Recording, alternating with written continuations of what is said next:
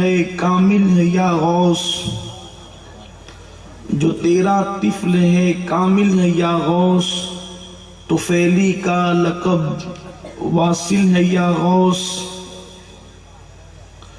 ہمارا خاتمہ بالخیر ہوگا تیری رحمت اگر شامل ہے یا غوث۔ میرے پیارے آقا صلی اللہ تعالی علیہ وسلم کے پیارے دیوانوں، السلام علیکم ورحمۃ اللہ وبرکاتہ۔ ناظرین، جیسا کہ آپ سماعت فرما رہے ہیں کہ سید امین القادری صاحب بہت ہی پیارا بیان فرما رہے ہیں۔ آپ اور ہمیں چاہیے کہ ان کی باتوں پر عمل کریں اور اس ویڈیو کو پورا دیکھیں اور اس ویڈیو کو اپنے دوستوں تک شیئر کریں تاکہ انہیں بھی کچھ دین کی باتیں حاصل ہو سکے۔ تو پہلے آپ ویڈیو دیکھیے۔ آج آدرا کی سرزمین پر عاشقان رسول نے، اس گاؤں کے لوگوں نے اس محفل غوث العظم دستگیر کا انعقاد کیا ہے۔ میں دعا کرتا ہوں کہ اللہ تبارک و تعالی اس بستی کے لوگوں پر اپنا خصوصی کرم نازل فرمائے۔ بہت محبت والے لوگ ہیں، پورے ملک میں جانا ہوتا ہے، لیکن کچھ لوگ ایسی محبت دیتے ہیں کہ جو بہت دنوں تک یاد رہتی ہے۔ اللہ تعالیٰ ان سب کو بہتر جزا عطا فرمائے۔ میرے پیارے آقا صلی اللہ تعالی علیہ وسلم کے پیارے دیوانوں، اللہ تبارک و تعالیٰ قرآن مقدس میں ارشاد فرماتا ہے، یا ایھا الذین آمنوا اتقوا اللہ وکونوا مع الصادقین، اے ایمان والو اللہ سے ڈرو اور اللہ کے برگزیدہ بندوں کے سچوں کے ساتھ ہو جاؤ، یعنی اللہ کے ولیوں کے ساتھ ہو جاؤ۔ میرے آقا صلی اللہ علیہ وسلم کے پیارے دیوانوں، انسان کے ذہن میں خیال پیدا ہوتا ہے کہ جب انسان ایمان بھی لا چکا اور وہ مومن ہو گیا اور پھر وہ اللہ سے ڈرا، ظاہر سی بات ہے وہ ایمان لا چکا، اسی لیے یا ایھا الذین آمنوا میں اس کا شمار ہوا، ایمان والوں میں اس کا شمار ہوا، اور ساتھ میں یہ بھی کہا کہ اللہ سے ڈرو۔ جب بندہ اللہ سے ڈرے گا تو پھر اللہ سے ڈرنے والا بندہ جب اللہ سے ڈرے گا تو وہ جھوٹ تو نہیں بولے گا، اللہ سے ڈرے گا وہ جرائم تو نہیں کرے گا، اللہ سے ڈرے گا وہ گناہ تو نہیں کرے گا، اللہ سے ڈرے گا وہ عیاشی تو نہیں کرے گا، اللہ سے ڈرے گا وہ نمازوں کو ترک تو نہیں کرے گا، اللہ سے ڈرے گا وہ برائی تو نہیں کرے گا، اللہ سے ڈرے گا وہ بے حیائی تو نہیں کرے گا، اللہ سے ڈرے گا وہ غفلت کی زندگی تو نہیں گزارے گا۔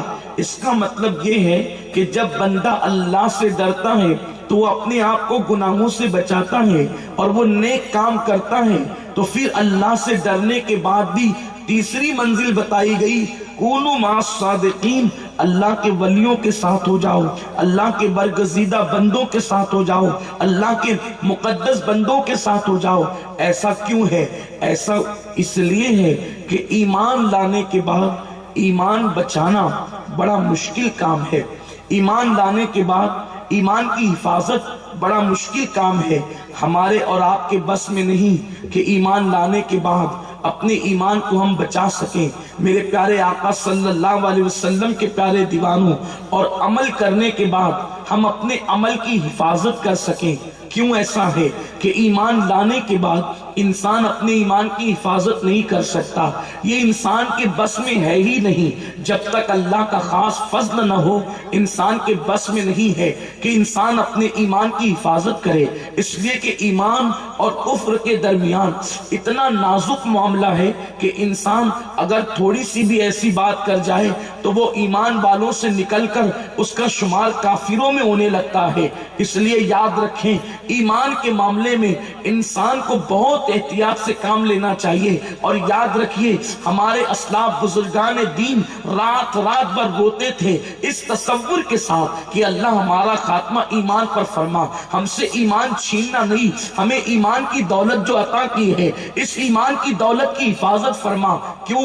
اس لیے کہ ایمان اتنی قیمتی چیز ہے کہ جس کے دل میں ذرہ برابر بھی ایمان ہوگا وہ جہنم کے اندر نہیں جائے گا۔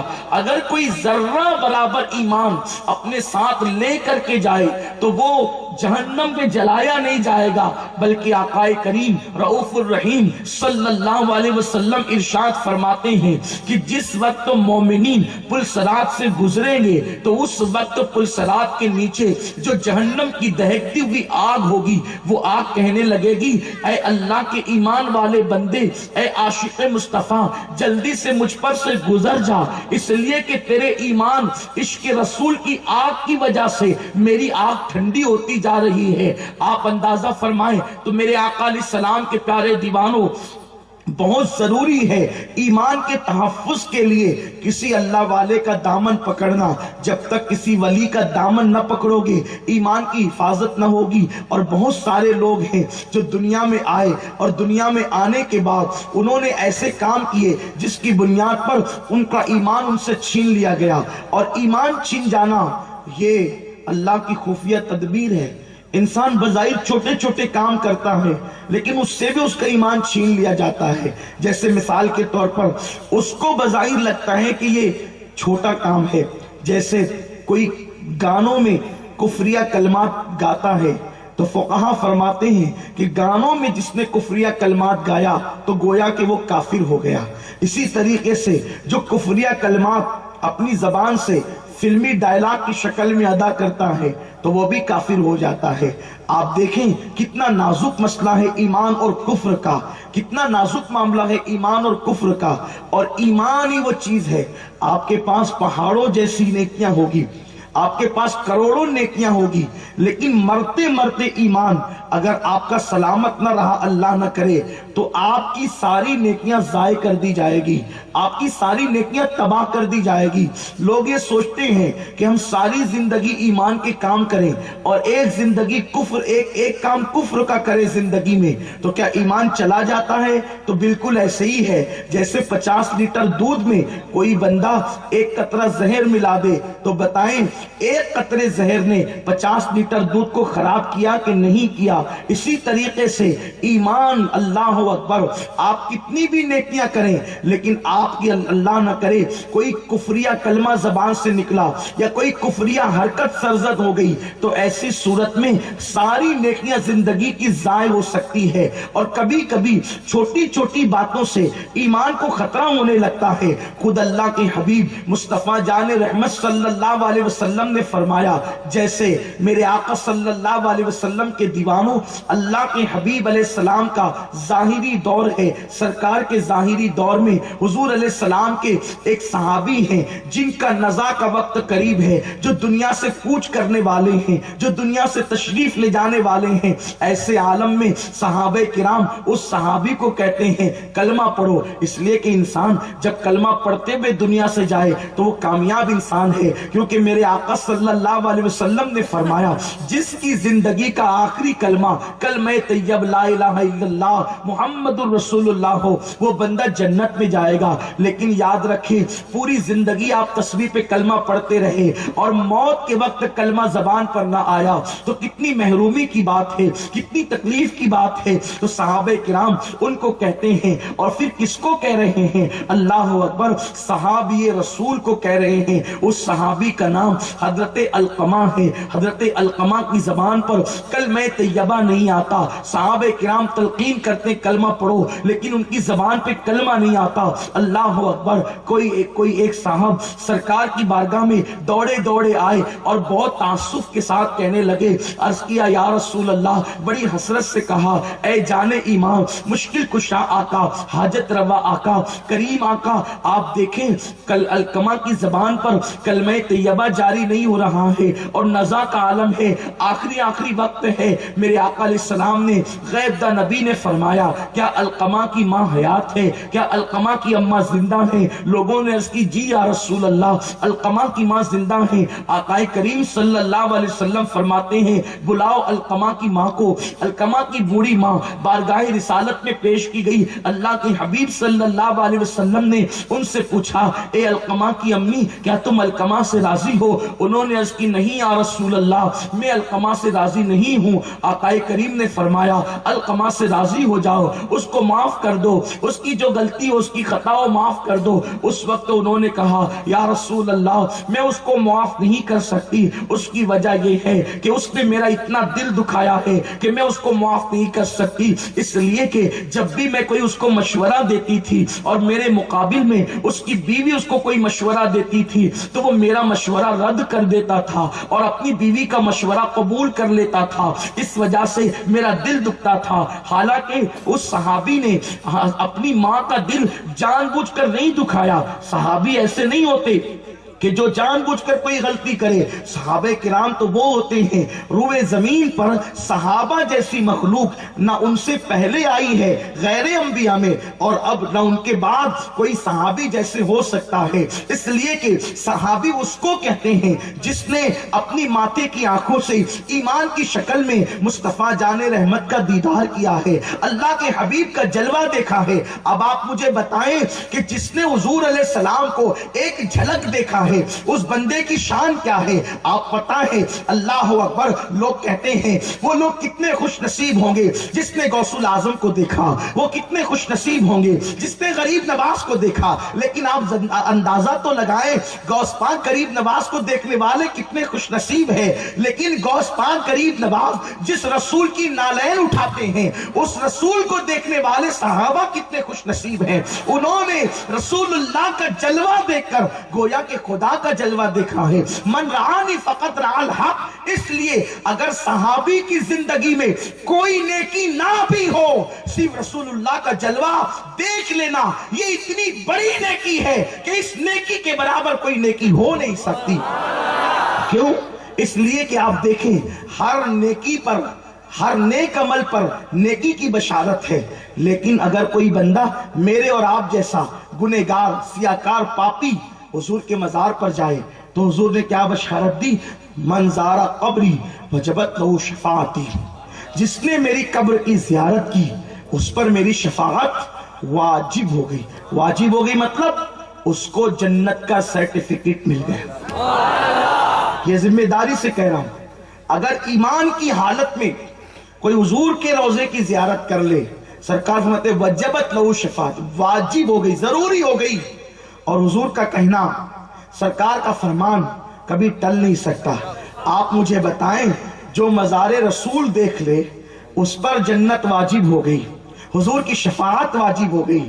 آپ ذرا غور کریں جو حضور کے مزار پر آئے اور اب تو کوئی حضور کا مزار دیکھ بھی نہیں سکتا، حضور کا مزار اب کوئی دیکھ بھی نہیں سکتا، مزار ہے اس کے بعد دیوار ہے، اس کے بعد سیسا پلائی ہوئی دیوار ہے، اس کے بعد پردہ ہے، اس کے بعد جالی ہے، اس کے بعد تو کھڑا ہے، پھر بھی حضور فرماتے وجبت لہو شفاعتی، تو ان کو نہیں دیکھ رہا ہے وہ تجھے دیکھ رہے ہیں۔ وجبت لہو شفاعتی، شفاعتی کا مطلب کیا ہے؟ میری شفاعت اس پہ واجب ہو گئی۔ اور شفاعت کسے کہتے ہیں؟ حضور کہیں گے اللہ اس کو بخش دے، اس کو کہتے ہیں شفاعت۔ یہ آسان زبان میں سمجھا رہا ہوں، حضور جس کے بارے میں کہیں کہ اللہ اس کو بخش دے اس کو کہتے ہیں شفاعت۔ اور حضور فرماتے وجبت لہو شفاعتی، یعنی میرا یہ کہنا کہ اللہ اس کو بخش دے یہ میرے اوپر واجب ہو گیا ہے، میں اس کی شفاعت کروں گا، ضرور کروں گا۔ کس کی؟ جو ایک بار در رسول پر آ جائے، حضور کے وصال کے بعد جو مزار رسول پر آئے وہ جنت سے محروم نہیں رہتا۔ اگر وہ ایمان کی حالت میں زیارت کر لے حضور کے روضے کی، بتاؤ جو مزار کو دیکھے اس کا یہ مقام ہو جاتا ہے، جو جلوے یار کو دیکھے ان کا مقام کیا ہوگا، ان کے جلوے کیا ہوں گے۔ اسی لیے صحابہ کی عظمت جانو، صحابہ کی عظمت پہچانو، صحابہ کے کسی خطا کو ایشو بنا کر کے ان کو گالیاں مت دو، یہ باتیں تو صرف عبرت کے لیے پیش کی جاتی ہے۔ علقمہ نے اپنی ماں کو جان بوجھ کر نہیں ستایا، جان بوجھ کر تکلیف نہیں پہنچائی، جان بوجھ کر کے ان کا دل نہیں دکھایا، یہ کرنا کچھ چاہتے تھے اور ماں سمجھی کچھ اور ماں کا دل دکھ گیا۔ یہ کہتے ہیں لاشعوری طور پر ایسا ہو گیا حضرت علقمہ کے ساتھ۔ تو علقمہ کی ماں کہتی ہیں یا رسول اللہ میں علقمہ سے راضی نہیں ہوں۔ اور پھر آپ یہاں تک تو دیکھو کہ اگر ماں ناراض ہے تو حضرت علقمہ کی زبان پر کلمہ جاری نہیں ہو رہا ہے. علقمہ نے کلمہ کس کے ہاتھ پہ پڑھا تھا؟ رسول اللہ کے ہاتھ پر. ذرا سوچو تو صحیح، غور تو کرو، اندازہ تو کرو. یہاں میرے نوجوان موجود ہیں، یہاں پر میری مائیں اور بہنیں موجود ہیں جن کے ماں باپ حیات ہیں، اکثریت میں وہ نوجوان موجود ہیں. اگر صحابی کی ماں کا دل صحابی کی کسی لفظش سے، کسی خطا سے دکھ جائے تو اللہ امت کی عبرت کے لیے بتا رہا ہے کہ ان کی زبان پر موت کے وقت کلمہ نہیں آ رہا ہے. اور صحابی کا مرتبہ ولیوں سے بھی بڑا ہوتا ہے. لیکن سوچو کتنی بڑی عبرت کی بات ہے. ماں کا دل دکھایا نہیں، دکھ گیا. ایک ہوتا ہے دل دکھانا اور ایک ہوتا ہے دل دکھنا. دکھانا مطلب آپ نے گالی دی، دل دکھایا. دکھانا مطلب آپ نے جھڑکا، دل دکھایا. دل دکھانا مطلب آپ نے بات نہیں مانی، دل دکھایا. آپ نے گالی دی، آپ نے کھانا نہیں دیا، آپ نے خدمت نہیں کی، بیمار پڑے تیمارداری نہیں کی، مزاج پرسی نہیں کی، دل دکھایا. لیکن دل دکھ گیا. آپ آ رہے تھے، ہم نے دوسری طرف رک کر کے تھوکا تو آپ سمجھے کہ مجھے دیکھ کے تھوکا، یہ دل دکھ گیا. ہم تو آپ کو پتا بھی نہیں، ہمارے دل پہ گزری بھی نہیں کہ آپ آ رہے ہیں. لیکن آپ آئے، ہم نے تھوک دیا تو آپ سمجھ بیٹھے کہ ہمیں ہی دیکھ کے تھوکا. دل تو دکھا نا، ہم نے دکھایا لیکن دکھ گیا. سمجھے اب بات کو؟ علقمہ نے ماں کا دل دکھایا نہیں تھا، دل دکھ گیا تھا. لیکن دل تو دل ہوتا ہے، اور وہ بھی ماں کا دل. اللہ نے کائنات میں ماں کا دل جیسا بنایا ویسا کسی کا دل نہیں بنایا. اور ہم عبرت تو حاصل کریں، ہم غور تو کریں. ماں کا دل دکھائے، ان کی زبان پہ کلمہ نہیں آتا، اور حضور سید عالم جو ہر تکلیف کا حل جانتے ہیں، ہر مصیبت کا حل جانتے ہیں، اگر حضور اشارہ کر دے تو کنکریاں کلمہ پڑھنے لگے، حضور اشارہ کر دے تو درخت کلمہ پڑھنے لگے. آقا اتنا کہہ دیتے، اللہ علقمہ کی زبان پہ کلمہ جاری کر دے، کیا کلمہ جاری نہ ہوتا؟ کیا کلمہ جاری نہ ہوتا؟ جس کے اشارے سے کنکریاں کلمہ پڑھے. کنکریاں تو کنکریاں ہیں، ارے جس کے اشارے سے بت کلمہ پڑھے. حضور نے بتوں کو بھی کلمہ پڑھایا ہے، جس کے کہنے سے جنات کلمہ پڑھے. وہ رسول اگر کہہ دیتے اللہ علقمہ کی زبان پہ کلمہ جاری کر، کلمہ جاری نہ ہوتا؟ کلمہ تو جاری ہوتا، لیکن ماں کی عظمت کب پتہ چلتی، ماں کا مقام کب پتہ چلتا؟ سن لو، سب کے دلوں کو خوش کرنے والوں اور ماں باپ کے دلوں کو دکھانے والوں، ماں باپ کے دلوں کو تکلیف پہنچانے والوں، ایک دن موت تو آنی ہے، ایک دن مرنا تو ہے، ایک دن دنیا سے کوچ تو کرنا ہے.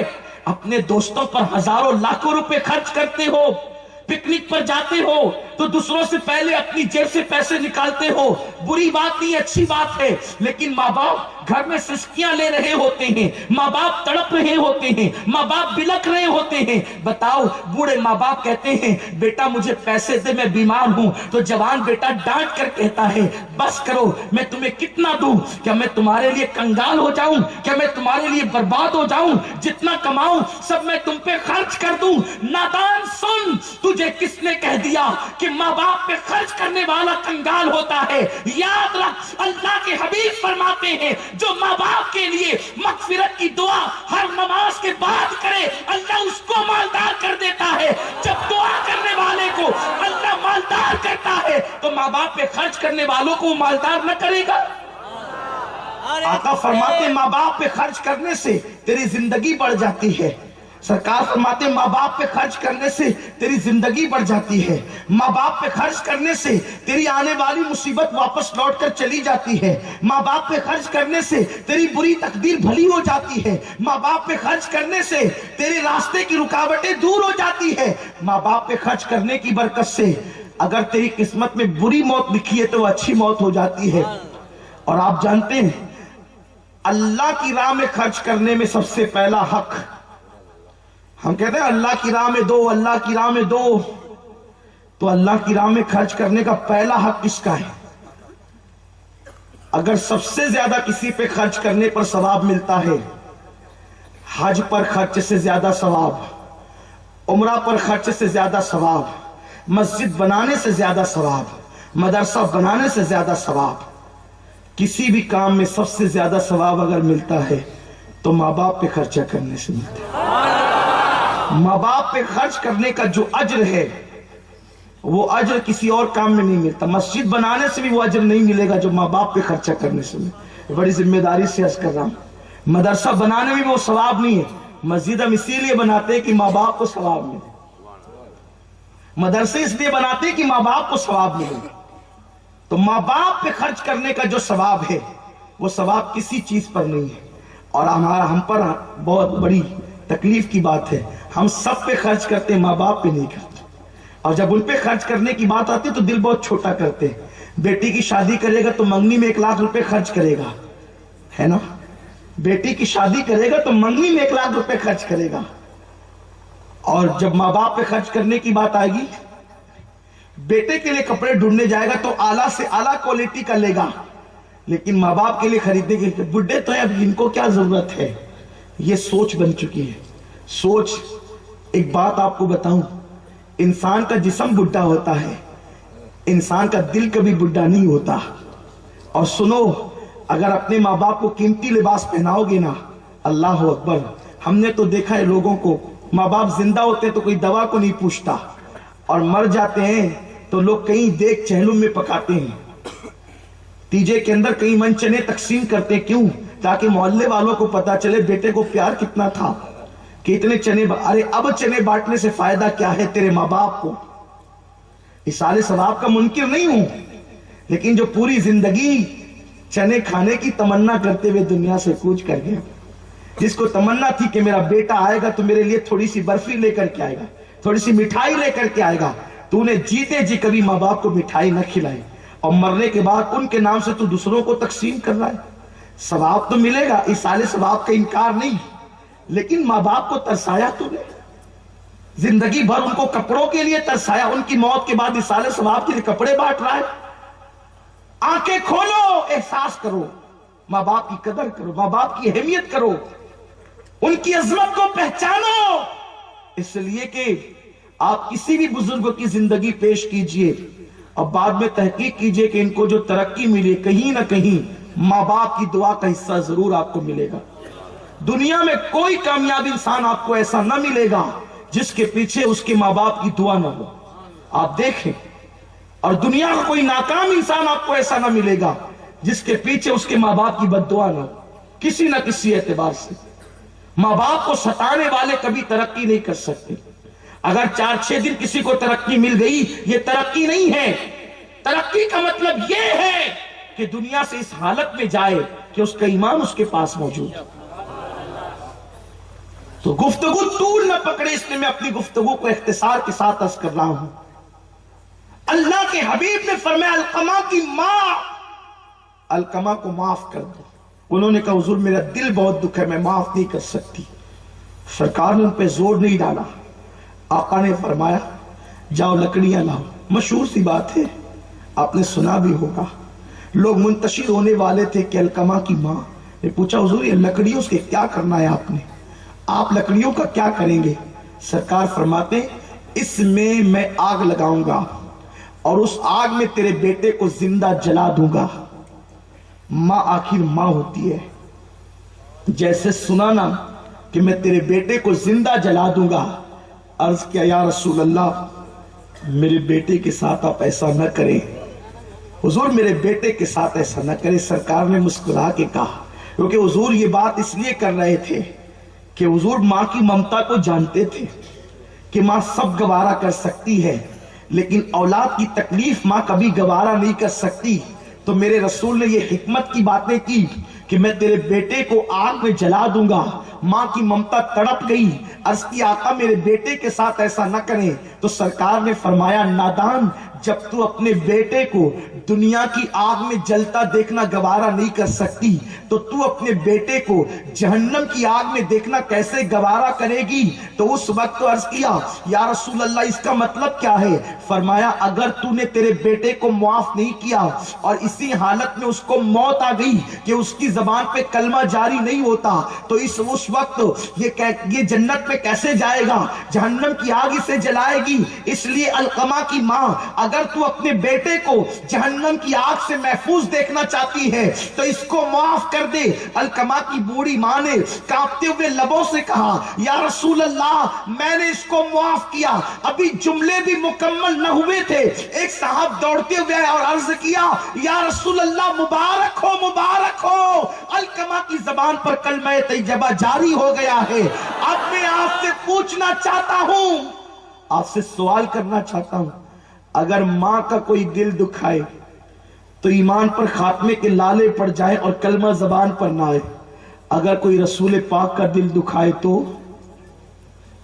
اس کو ایمان کی موت کیسے نصیب ہوگی؟ آپ سوچتے ہیں کیا کوئی بندہ ایسا بھی ہے کہ جو حضور کا دل دکھاتا ہے؟ ہاں بالکل دکھاتا ہے۔ حضور علیہ السلام فرماتے دنیا تو ہفتے میں تمہارے نام اعمال 2 مرتبہ میرے سامنے پیش کیے جاتے ہیں۔ جب تمہارا اچھا عمل دیکھتا ہوں مجھے خوشی ہوتی ہے اور جب تمہارا برا عمل دیکھتا ہوں تو میرے دل کو تکلیف پہنچتی ہے۔ اب آپ سے پوچھتا ہوں ہم اچھا عمل کتنا کرتے ہیں یہ ہم جانتے ہیں اور برا عمل کتنا کرتے ہیں یہ بھی ہم جانتے ہیں۔ بتائیے ہم نے کافروں کی طرح اپنے سر کے بال بنا لیے، حضور کا دل نہیں دکھتا ہوگا؟ اللہ کے حبیب صلی اللہ علیہ وسلم نے ارشاد فرمایا کہ یا تو سر کے سارے بالوں کو کٹوا دو یا تو سر کے سارے بالوں کو رکھو، یہ حضور کا فرمان ہے۔ بعض بال کٹا کے بعض رکھنا، سرکار علیہ السلام فرماتے جو بعض بال کٹائے اور بعض رکھے، آقا کریم صلی اللہ علیہ وسلم فرماتے یہ قیامت کی نشانی میں سے ایک نشانی ہے اور وہ لوگ جنت کی خوشبو سے بھی محروم کیے جائیں گے۔ اب آپ مجھے بتائیں جس وقت یہ حدیث اس دور میں بیان کی گئی تھی ممکن ہے لوگوں کو احساس نہ رہا ہوگا کہ یہ کیا مطلب ہے بعض کٹانا اور بعض رکھنا۔ آج آپ اس کو دیکھیں، اتنے کٹاتے ہیں اتنے رکھتے ہیں، آج یہ فیشن بن گیا۔ ہنسنے کی بات نہیں ہے، یہ اللہ کے حبیب علیہ الصلوۃ و تسلیم کی غیب کی خبر ہے جو حضور علیہ السلام نے دی۔ سرکار فرماتے قریب قیامت لوگ اونٹوں کی طرح، بختی اونٹوں کی طرح جو ہے وہ اپنے بالوں کو رکھیں گے، یعنی جو وہ اونٹ تھے اس قسم کے تو نیچے سے ان کے سارے بال صاف ہوتے اور اوپر پیٹھ کی طرف جا کر ان کے بال بڑے ہو جاتے تھے۔ آقا فرماتے ہیں جب اس طریقے سے میری امت کو بال رکھتے دیکھو تو پھر قیامت کا انتظار کرو کہ قیامت قریب ہے۔ آج لوگ اللہ اکبر فلاں ہیرو نے فلم میں یہ کیا ہم بھی یہ کریں اور بال ان کی طرح کٹاتے ہیں، حضور علیہ السلام کی سنت کی طرح نہیں کٹاتے۔ یا تو سارے بالوں کو کٹا کے چھوٹے کر دو یا سارے بالوں کو بڑے کر دو، زلفیں رکھ لو، یہ دو میں سے تیسرا کوئی راستہ تو ہے نہیں۔ اور اگر عمرہ یا حج کے لیے جا رہے ہو تو سارے بال منڈا دو یعنی کہ حلق کرا لو۔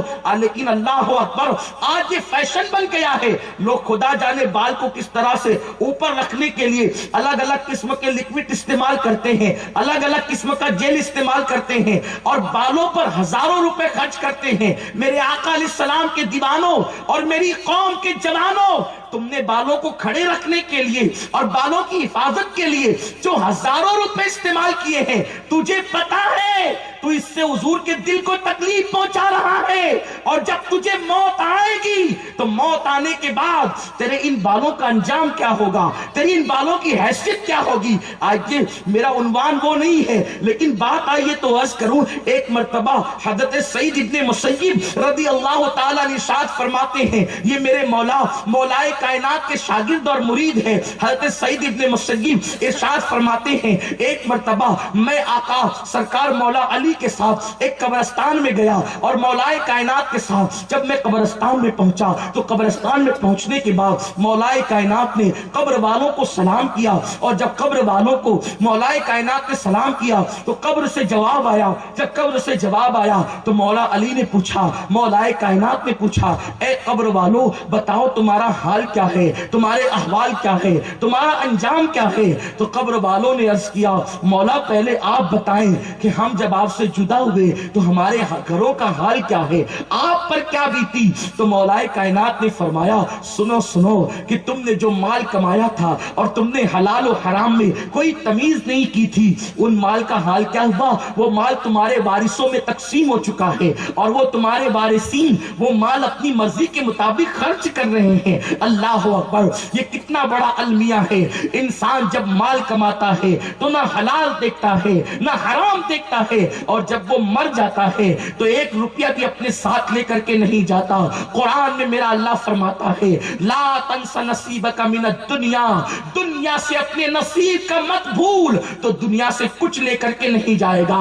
میرا مال، میری کھیتی، میری باڑی، میرا باغ، میرا بینک بیلنس، میرا یہ میرا وہ، انسان تیرا کچھ نہیں ہے۔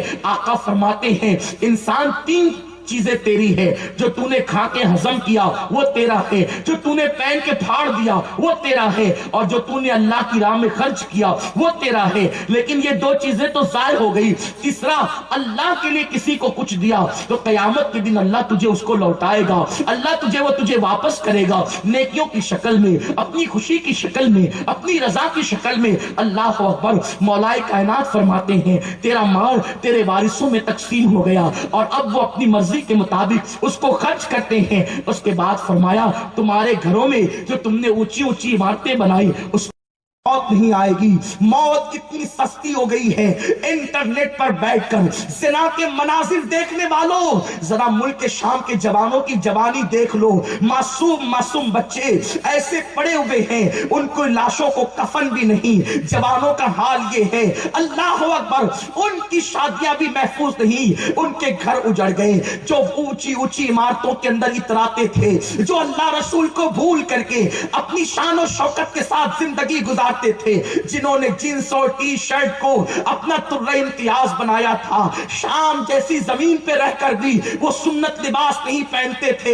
ان کا حال یہ تھا، اتنی مقدس زمین پر رہنے کے بعد بھی وہ داڑیاں مڈا کر کے گٹروں میں پھینکتے تھے۔ میں نے ملک شام کا دورہ کیا ہے، 2005 میں گیا تھا اور میں نے اپنی آنکھوں سے دیکھا ان جوانوں کا حال ہندوستان کے جوانوں سے الگ نہ تھا۔ اللہ اکبر! جب دمشق کی جامع مسجد میں جمعہ کی نماز پڑھنے کے لیے گیا تو میں نے اپنی آنکھوں سے یہ منظر دیکھا کہ خطیب جمعہ کا خطبہ دے رہا ہے۔ بہت بڑا عاشق رسول تھا وہ خطیب، میں نے اس کی زیارت کی ہے، میں نے اس سے ملاقات کر کے اس کی دعائیں بھی لی ہے۔ وہ خطیب جمعہ کا خطبہ دے رہا تھا، اس کا عنوان عشق مصطفیٰ تھا اور اسلام کی عظمت تھی، لیکن میں نے کیا دیکھا کہ وہ جوان جو دمشق کی جامع مسجد میں نماز جمعہ پڑھنے آئے تھے، وہ کعبے کی طرف یوں پیر پھیلا کر کے بیٹھے ہوئے تھے اور وہ خطبہ اس انداز سے سن رہے تھے۔ اللہ اکبر!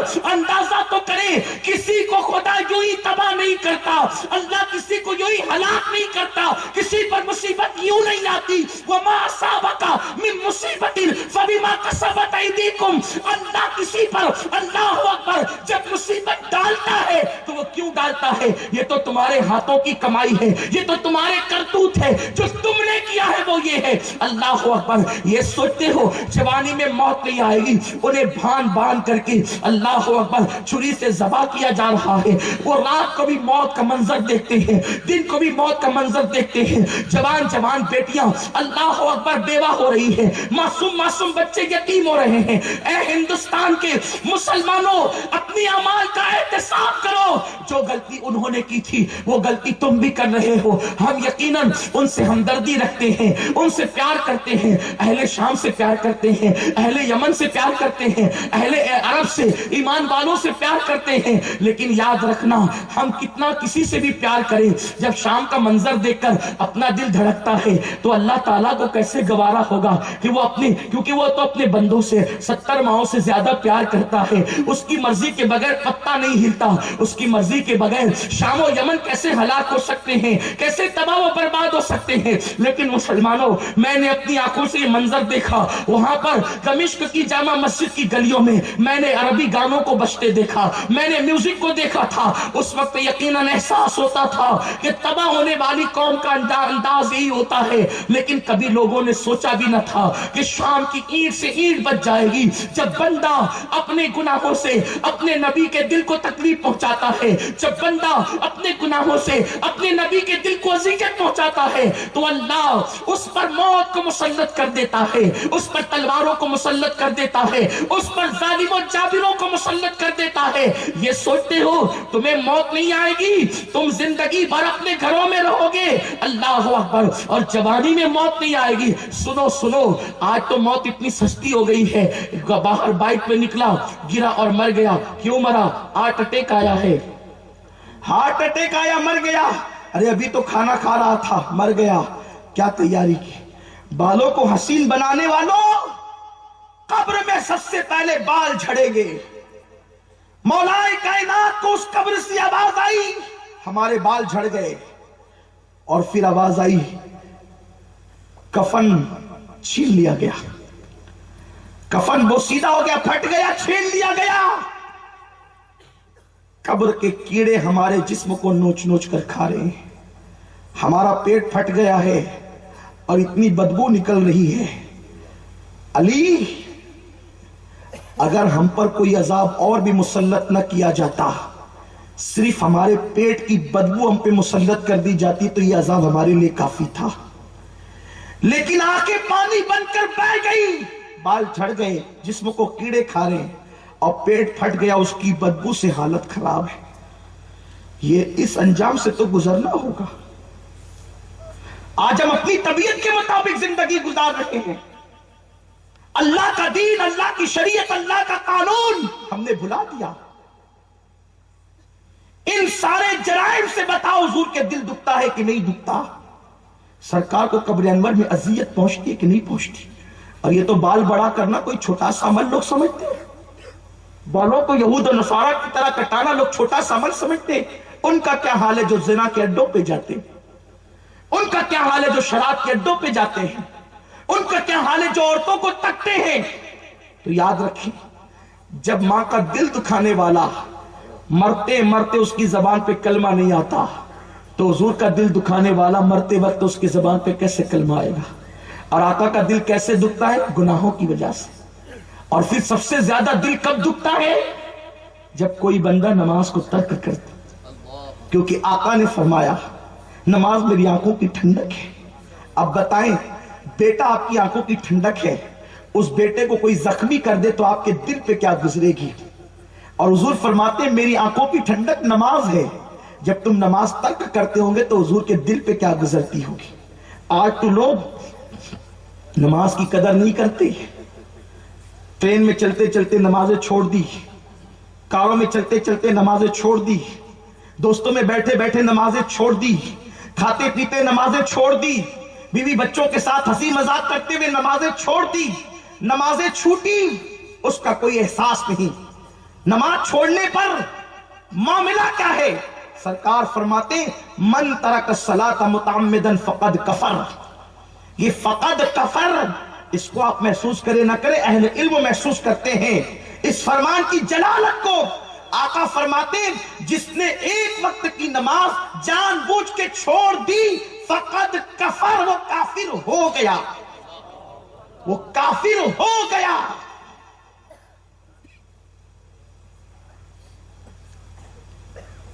ہم اس کی ترجمانی کرتے ہوئے یہ کہتے ہیں احناف کہ وہ کفر کی حد تک پہنچ گیا, لیکن حدیث کے لفظی معنی یہی ہے, لغوی معنی یہی ہے, من ترک الصلاۃ متعمدا فقد کفر.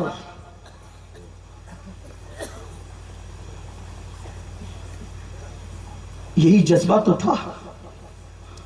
حضور کا یہی فرمان تھا، اس کی جلالت تھی کہ صحابہ جنگ کی حالت میں بھی نماز ترک نہیں کرتے تھے، وہ جنگ میں بھی نماز پڑھتے تھے.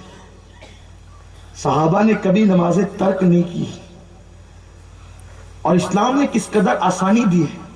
کھڑے ہو کے نہیں پڑھ سکتے تو بیٹھ کے پڑھو، بیٹھ کے نہیں پڑھ سکتے تو لیٹ کے پڑھو، اشارے سے پڑھو. وضو نہیں ہے، پانی نہیں ملتا تو تیمم کرو. کہ اس سے آسانی اور کیا ہو سکتی ہے. لیکن اس کے باوجود بھی مسلمان مسجدوں کو ویران کیے ہوئے ہیں.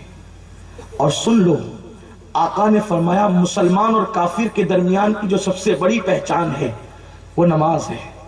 کہ مسلمان جو ہوگا وہ نماز پڑھے گا، جو کافر ہوگا وہ نماز نہیں پڑھے گا. آج تو نماز کا حال یہ ہے کہ پوچھو کہ نماز پڑھتے ہو اچھے اچھے دینداروں سے، وہ لوگ کہتے ہیں باپو جس وقت کی ملتی ہے اس ٹائم کی پڑھتا ہوں. انا للہ و انا الیہ راجعون. جس ٹائم کی ملتی ہے، وقت جتنا مل جاتا اتنا پڑھ لیتا ہوں. وقت مل جائے پڑھنے کی کوئی اہمیت نہیں، وقت نکال کر پڑھو. کچھ لوگ تو اتنے اوور اسمارٹ ہیں، کہتے ہیں مولانا ہمیں ٹائم نہیں ملتا نماز پڑھنے کے لیے. ایک اللہ والے، ایک بزرگ، ایک کپڑے کے دکاندار تاجر کے پاس پہنچے اور فرمایا بیٹے تو نماز نہیں پڑھتا؟ کہا حضرت ٹائم نہیں ملتا نماز پڑھنے کے لیے. تو انہوں نے اس کے کپڑے کے تھان نکال کے سونگنا شروع کیا اور رکھنا شروع کیا. سونگتے اور رکھتے، سونگتے اور رکھتے. اس نے کہا بابا کیا کر رہے ہیں آپ؟ فرمایا بیٹا جب تو کہتا ہے نماز کے لیے ٹائم نہیں ملتا تو اتنی اعلیٰ عبادت کے لیے جب تجھے ٹائم نہیں ملتا تو تجھے پیشاب کو جانے کے لیے بھی تو ٹائم نہیں ملتا ہوگا، تجھے پاخانہ کرنے کے لیے بیت الخلاء کے لیے بھی تو ٹائم نہیں ملتا ہوگا. ارے جس کو اللہ کی بارگاہ میں حاضری کے لیے ٹائم نہ ملے، اللہ کی بارگاہ کی حاضری، اللہ کا دربار کتنا بڑا اور بیت الخلاء کتنی گندی چیز. تو جس کو خدا کی بارگاہ میں حاضری کے لیے ٹائم نہیں ملتا تو اس کو بیت الخلاء جانے کے لیے ٹائم کیسے ملتا ہوگا؟ تو پاخانہ اور پیشاب تو یہی کرتا ہوگا، اسی لیے میں کپڑے کے تھان سونگ رہا ہوں. تو اس نے غصے میں آگے کہا کیسی بات کرتے ہیں، میں یہاں پیشاب پاخانہ کیسے کروں گا؟ تو انہوں نے بڑی حسرت سے کہا نادان، تجھے پیشاب کے لیے ٹائم ہے، تجھے پاخانے کے لیے ٹائم ہے، تجھے کھانے کے لیے ٹائم ہے، تجھے دوستوں کے ساتھ اٹھنے بیٹھنے کے لیے ٹائم ہے، اور تجھے اللہ کے لیے ٹائم نہیں. جس اللہ کی بارگاہ میں تجھے پلٹ کر جانا ہے، جس اللہ کی بارگاہ میں تجھے واپس لوٹنا ہے، جس خدا نے تجھے روزی دیا، جس نے تجھے رزق دیا، جس نے تجھے زندگی دی، جس نے تجھے مکان دیا، جس نے تجھے سب کچھ دیا، اس اللہ کے لیے تیرے پاس ٹائم نہیں.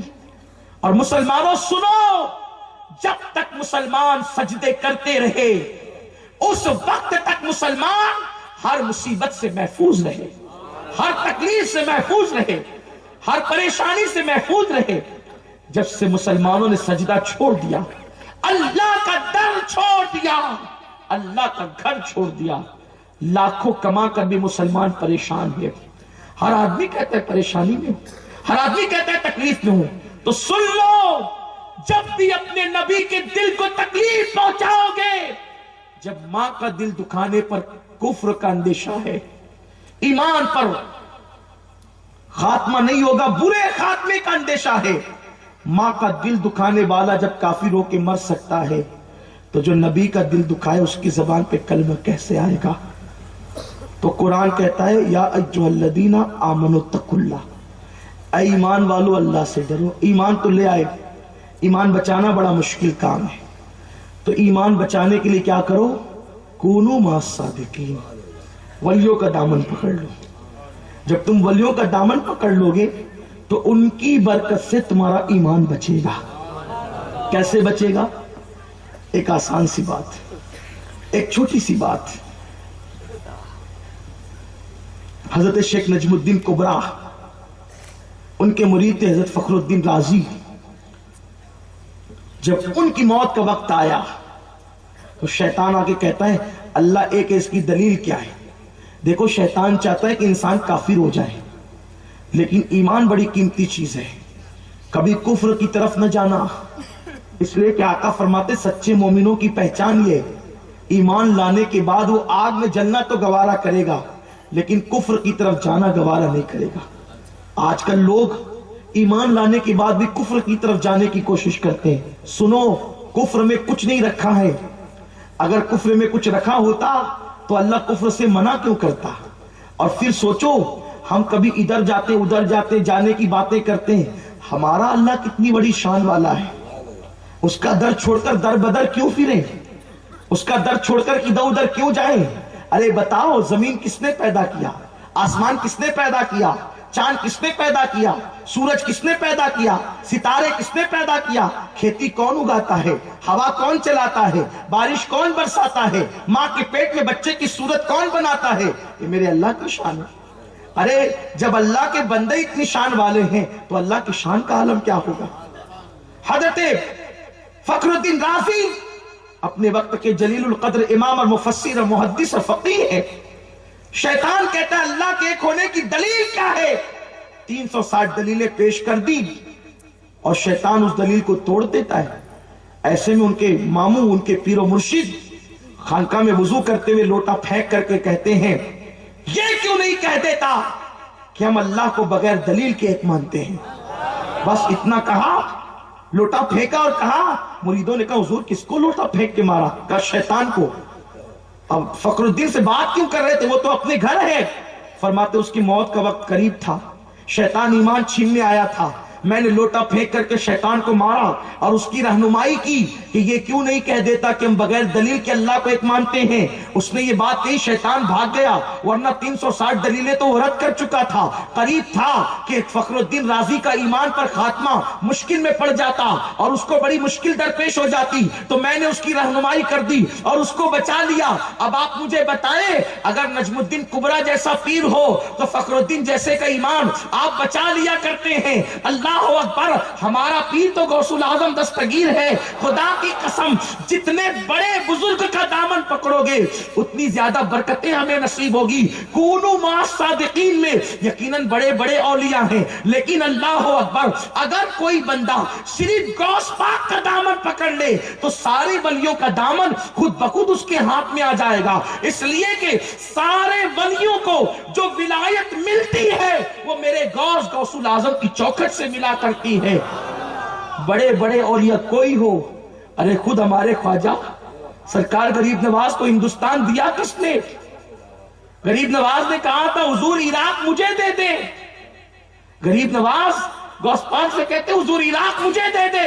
فرمایا میں تو وہ بہاؤالدین کو دے چکا ہوں، میں وہ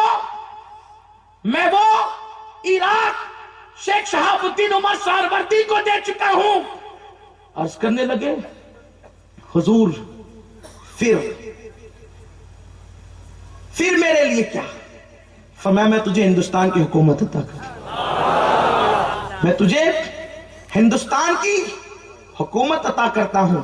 آپ غور فرمائے مسلمانوں، آپ اندازہ کریں کہ یہ ہندوستان کا جو بادشاہ بھکاری صاحب پڑھ رہے تھے کلام، کرسی پر کوئی بھی بیٹھے، راجہ تو میرا خواجہ ہے۔ ایک انگریز ہندوستان آیا تو اس نے غریب نواز کی چوکھٹ پہ حاضری دے کر کے کہا کہ میں نے پورے ملک ہندوستان پر ایک قبر کو حکومت کرتے دیکھا ہے۔ ہندوستان پر حکومت قبر کر رہی ہے۔ کون کہہ رہا ہے؟ یہ انگریز کہہ رہا ہے۔ اللہ اکبر! انگریز کو ظاہری آنکھیں ملی، وہ دیکھ کر پہچان گیا۔ مولوی کو کب سمجھ آئے گی؟ مولوی کو سمجھ کب آئے گی؟ وہ کہتا ہے ایک قبر کو میں پورے ملک ہندوستان پہ حکومت کرتے دیکھ رہا ہوں، اور وہ قبر غریب نواز معین الدین اجمیری کی قبر ہے۔ میرے آقا صلی اللہ علیہ وسلم کے پیارے دیوانوں، آپ اندازہ کریں، آپ غور کریں غوث العظم دستگیر کی شان کیا ہے۔ ان سے اور اللہ والوں سے اپنی نسبتوں کو جوڑے۔ ایک مرتبہ ایک ولی کی ولایت چھین لی گئی، ایک شخص کی ولایت چھین لی گئی۔ 70 اولیاء کے پاس وہ گئے، کہا میرے لیے دعا کرو کہ میری ولایت مجھے مل جائے، میری ولایت مجھے مل جائے، میری ولایت مجھے مل جائے۔ 70 ولیوں نے دعا کی۔ اللہ نے کہا اس پہ اتنا ناراض ہوں کہ میں اس کی ولایت اس کو نہیں دیتا۔ تو لوگوں نے کہا جب کسی کی نہیں سنی جاتی ہے نا تو عبد القادر جیلانی کی سنی جاتی ہے، ان کے پاس جاؤ، وہ تمہارا کام بنا دیں گے۔ جب گئے تو کہا کہ حضور میری ولایت چھین گئی، آپ دعا کر دیں۔ غوث پاک نے ہاتھ اٹھا کے کہا اللہ اس کی ولایت واپس لوٹا دے۔ جواب آیا میرے بندے عبد القادر 70 ولیوں نے دعا کی، ان کی نہ سنی تیری اکیلے کی سن لوں؟ عرض کی مولا جب تو نے میری دعا قبول نہ کرنی تھی تو تو نے مجھے دعا کرنے کی توفیق کیوں دی؟ تو نے مجھے کیوں توفیق دی کہ میں دعا کروں؟ اور جب توفیق دیے تو قبول بھی کر۔ جواب آیا عبد القادر تیری یہی ادا تو ہمیں بڑی پسند ہے، کیا ہم نے اس کو عطا کیا اور عطا ہی نہیں کیا، فرماتے آج کے بعد تجھے یہ منصب دیا کہ تو جس کو چاہے مقام ولایت عطا کرے اور جس سے چاہے مقام ولایت چھین لے۔ اسی لیے غوث پاک کو وہ مقام حاصل ہے ولیوں میں جس کو سلب الاحوال کہتے ہیں، یعنی لوگوں کے احوال کو سلب کر لینا، چھین لینا۔ یہ چھیننے کی قوت بھی غوث پاک کو حاصل ہے۔ اور غوث الاعظم دستگیر کا وہ مقام ہے کہ ولیوں میں وہ مقام اللہ نے کسی ولی کو عطا نہیں فرمایا۔ سارے ولی ان کی بارگاہ میں سر نیاز ہم کرتے ہیں اور اللہ کی بارگاہ میں ان کو مرتبہ حاصل ہے۔ اگر کوئی مراد پوری نہ ہوتی ہو جلدی، آپ بہت مانگ رہے وہ مراد لیکن پوری نہیں ہوتی، غوث پاک کہتے ہیں میرا وسیلہ دے کر مانگو، اللہ تمہاری مراد ضرور پوری فرمائے۔ سرکار غوث پاک کا ہی مقام ہے۔ ایک عورت آئی اور عرض کرنے لگی حضور مجھے بیٹا نہیں ہے، آپ دعا کر دیں کہ اللہ مجھے بیٹا عطا کرے۔ آپ نے اللہ کی بارگاہ میں عرض کیا اللہ اس کو ایک بیٹا دے۔ جواب آیا عبد القادر اس کی تقدیر میں بیٹا نہیں لکھا ہے۔ لوگ وہ شعر پڑھتے ہیں نا، وہ شعر ایسا لگتا ہے یہاں صادق آتا ہے، اوروں کو جو ملا ہے مقدر سے ملا ہے، مجھ کو تو مقدر بھی تیرے در سے ملا ہے۔ اللہ نے کہا اس کی تقدیر میں نہیں ہے، تو جب کہہ دیا اس کی تقدیر میں نہیں ہے تو ہونا کیا چاہیے تھا، ٹھیک ہے معاملہ سمیٹ دیا جائے۔ لیکن جو اس کے محبوب ہوتے ہیں نا، محبوب یوں تو کہنوں کو سبھی محبوب ہیں، لیکن جو سچے محبوب ہوتے ہیں، بھائی کوئی کسی کے بارے میں بھی کہہ دے کہ میں پی کی ہوں، ہاں پیا میرا ہے اور میں پی کی ہوں، اس میں کوئی مزہ ہے؟ کوئی مزہ نہیں ہے۔ پیا کہہ دینا کہ یہ میرا ہے تو ساری دنیا کہتی ہے ہم اللہ کے ہیں۔ اللہ جس کو اپنا کہے، اللہ جس کو اپنا محبوب کہے، یوں تو وہ اپنی مخلوق کے اعتبار سے سبھی سے پیار کرتا ہے، اسے تو جانوروں سے بھی پیار ہے نا، لیکن جس کی عادت کی بنیاد پہ وہ کسی کو محبوب بناتا ہے۔ ولیوں میں ایک مقام ہے، مقام محبوبیت، اور یہ محبوبیت کا مقام جس کو مل جاتا ہے اس کے جسم سے مشک کی خوشبو آتی ہے، یعنی وہ دنیا میں پہچانے جاتے ہیں کہ یہ مقام محبوبیت پہ فائز ہے۔ آج بھی اگر کوئی مقام محبوبیت پہ فائز ہوگا اس کے جسم سے مخصوص خوشبو آتی۔ ہندوستان میں ایک ولی اور ہیں جو مقام محبوبیت پہ فائز ہے، حضرت محبوب الہی خواجہ نظام الدین اولیاء۔ آپ کے ایک دوست جب ساتھ میں پڑھتے تھے تو پڑھتے تھے، جب محبوب الہی بن گئے، پہلے تو مولانا محمد احمد تھے، پھر مولانا نظام الدین ہوئے، پھر محبوب الہی نظام الدین اولیاء ہو گئے۔ تو جب وہ محمد احمد تھے تب ان کے ساتھ دوست پڑھتا تھا، اور جب وہ اس وقت آیا ملنے کے لیے جب آپ مقام محبوبیت پہ فائز ہو گئے تھے تو کہنے لگے مولانا نظام الدین آپ نے عطر بہت اچھا لگایا، کون سا عطر ہے؟ آپ نے خوشبو کون سی لگائی؟ بڑی پیاری خوشبو ہے۔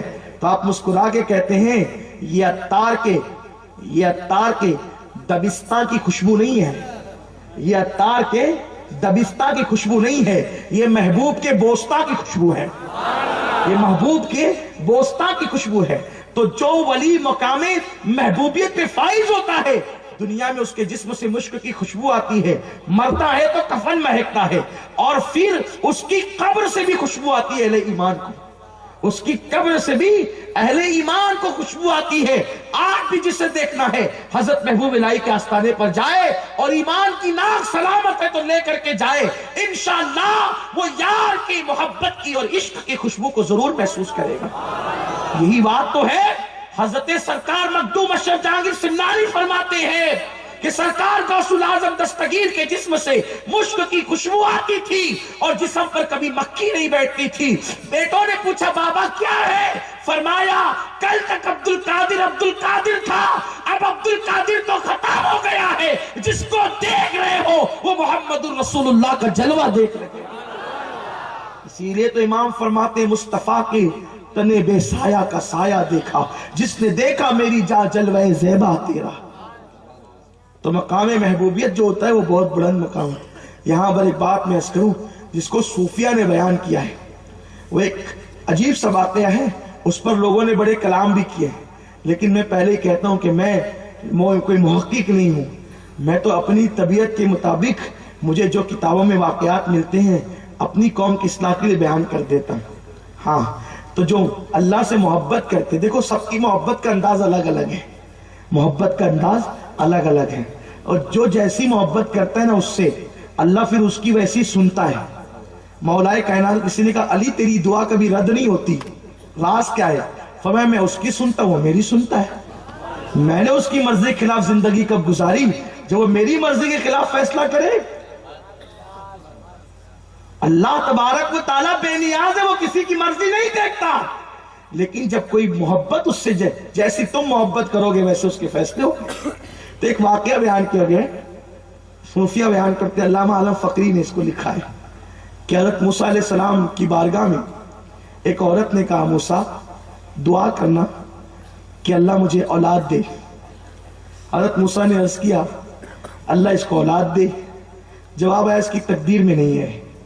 تو چونکہ جو انبیاء ہوتے ہیں نا ان کا ایک اپنا انداز ہوتا ہے، انبیاء کا ایک اپنا انداز ہوتا ہے اللہ کی بارگاہ میں، وہ مقام ادب میں ہوتے ہیں، اور جیسے ہی کہا اللہ اس کو اولاد دے، اللہ نے کہا تقدیر میں نہیں ہے. انہوں نے اس کو تسلی دی کہ مائی صبر کر، تیری تقدیر میں نہیں ہے، وہ چلے گئے. اس کے بعد ایک دیوانہ آیا، اور وہ دیوانہ آیا تو اس دیوانے نے اس عورت کے قریب سے گزرا اور اس نے دعا کے لیے کہا اور اس نے دعا کر دی، اور اس کے بعد اس کو اولاد بھی ہو گئی. بہت عرصے کے بعد حضرت موسیٰ وہاں سے گزرنے لگے تو اس عورت نے آپ کو پہچان لیا اور آپ نے بھی عورت کو پہچانا. اس کے ارد گرد کئی بچے کھیل رہے تھے اور اس کو اماں اماں کہہ رہے تھے. حضرت موسیٰ کلیم نے کہا یہ کیا ہے؟ کہا میرے بچے ہیں. کہا وہ وہی عورت نہیں جس کو میں نے تسلی دی؟ کہا بالکل وہی ہوں. تو اللہ سے عرض کیا مولا میرے رب میرے کریم کیا بات ہے، میں نے تو کہا تھا اولاد دے، میں نے تو کہا تھا اولاد دے، تو تم نے کہا تقدیر میں نہیں ہے، اور اس کو اولاد ہو گئی. اور میں نے پوچھا کہ اولاد کیسے ہوئی؟ اس عورت سے میں نے پوچھا اولاد کیسے ہوئی؟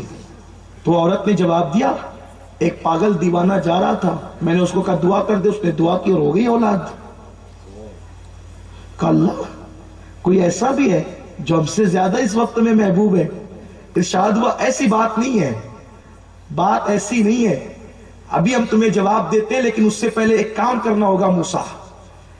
ایک کام کیجئے، ہمیں چاہیے کسی اپنے بندے کے گوشت کا لوتھڑا، ہمیں کسی اپنے بندے کے جسم کے گوشت کا لوتھڑا چاہیے، وہ پہلے لے آؤ پھر بعد میں باتیں کریں گے، ابھی جاؤ. حضرت موسیٰ طور سے نیچے اترے، ایک تشت لیا، ایک چھری لی، اور چھری اور تشت لے کر کے چلے. اس سے کہہ رہے ہیں، اس سے کہہ رہے ہیں، اس سے کہہ رہے ہیں اللہ کو تیرے گوشت کا لوتھڑا چاہیے، اللہ کو تیرے گوشت کا لوتھڑا چاہیے، اللہ کو تیرے گوشت کا لوتھڑا چاہیے. لوگوں نے کہا اللہ تو بے نیاز ہے موسیٰ، وہ کیسے مانگے گا؟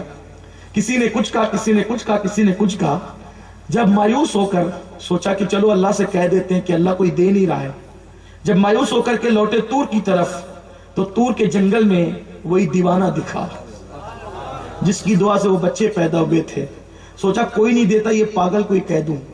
اس سے کہا سن اب بات کیا ہے موسیٰ؟ کہا اللہ جو ہے نا اپنے کسی بندے کے گوشت کا لوٹھڑا مانگتا ہے، تو دے گا. اس نے کہا بات کیا ہے؟ ارے جس میں اس قابل کا ہے کہ اس کی بارگاہ میں پیش ہو، اگر جائے تو پھر یہ تو مقدر کی معراج ہے. اٹھائی چھری، سینے کا کاٹا تشت میں رکھا. حضرت موسیٰ خوش ہو گئے کہ اللہ کی بارگاہ میں نا کا جواب لے جانے سے اچھا ہے کہ کام ہو گیا. لیکن آپ اسی پہ خوش ہو رہے تھے، حیرت ہوئی. اس نے کہا رکیے.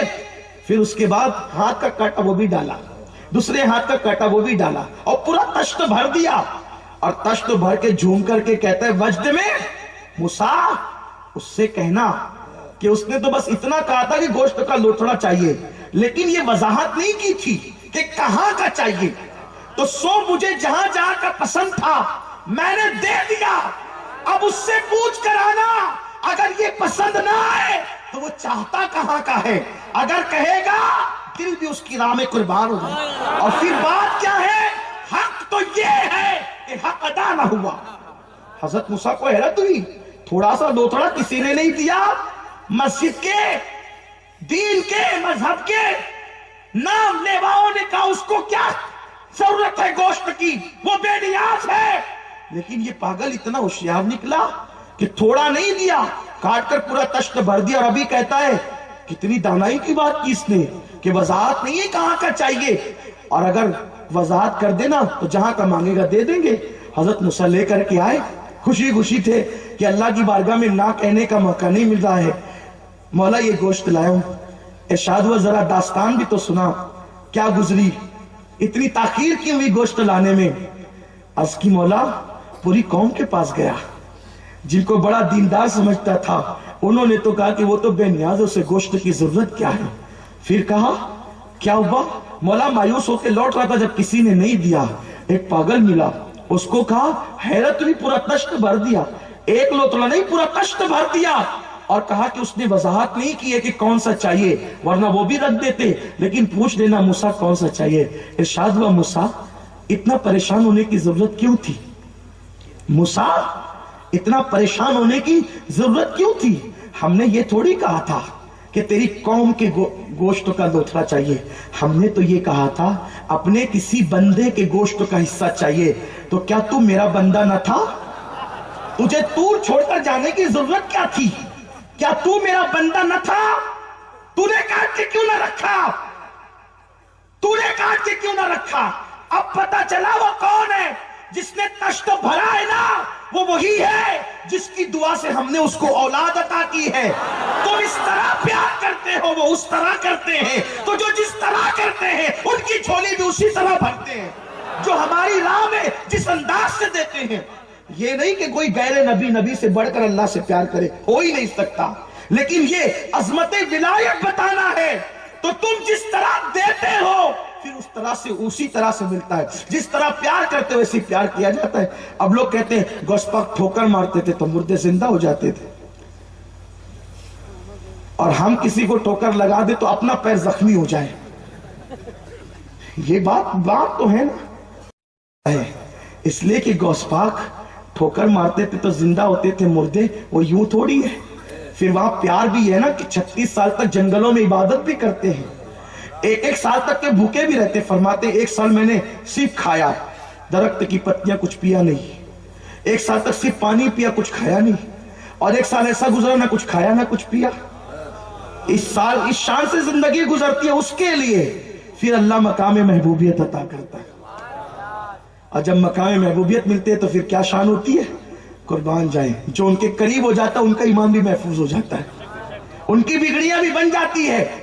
تو غوث پاک نے کہا اللہ اس کو ایک بیٹا دے، ارشاد ہوا اس کی تقدیر میں نہیں، اس کی تقدیر میں نہیں۔ غوث پاک نے اس عورت سے کہہ دیا کہ تیری تقدیر میں بیٹا نہیں ہے، چونکہ دیکھو مانگنے کے بھی ڈھنگ چاہیے، مانگنے کے بھی ڈھنگ چاہیے۔ لوگ ولیوں کے آستانے پہ جاتے ہیں، الحمدللہ رب العالمین الرحمن الرحیم قل هو اللہ احد اللہ الصمد، خادم کیا کر رہا ہے یہ دیکھتے ہیں، مجاور کیا کر رہا ہے یہ، ارے تو بارگاہ میں حاضری کے لیے گیا کہ خادموں کے عیب دیکھنے گیا، مجاوروں کے عیب دیکھنے گیا؟ آدمی کو چاہیے آم کھائے پیڑ نہ گنا کرے۔ تو گیا تھا غریب نواز کی بارگاہ میں، تو گیا تھا غوث پاک کی بارگاہ میں، تو گیا تھا مخدوم اشرف کی بارگاہ میں، تو گیا تھا محبوب الہی کی بارگاہ میں، تو گیا تھا وارث دیوا کی بارگاہ میں، اور تو مزار کے نقش نگار ہی دیکھتا رہا، یا وہاں کیا ہو رہا ہے تو وہی دیکھتا رہا، تو تجھے ملنا کیا ہے؟ ملنا تو ان کو ہے جو کاسہ گدائی شان سے لے کر جاتے ہیں، جب تک لوں گا نہیں ہٹوں گا نہیں، تو جب مانگنے کے یہ انداز آتے ہیں تو پھر ان کو دینے کے بھی انداز آتے ہیں۔ لیکن کوئی مانگنے والا، آپ جانتے ہیں، آپ کو خود ایسا اتفاق پڑتا ہوگا، ہم لوگوں کو ہی پڑتا ہے، کوئی فقیر ہوتا ہے مانگنے والا، اپنے سے مانگتا ہے اللہ کے نام پہ دینا، تو ہم گزر جاتے ہیں. لیکن کوئی کہتا ہے نا وہ دینا بابا، وہ دینا دینا، ہے نا، ایسا ہوتا ہے نا، ایسا جسم کو ٹوتا ہے.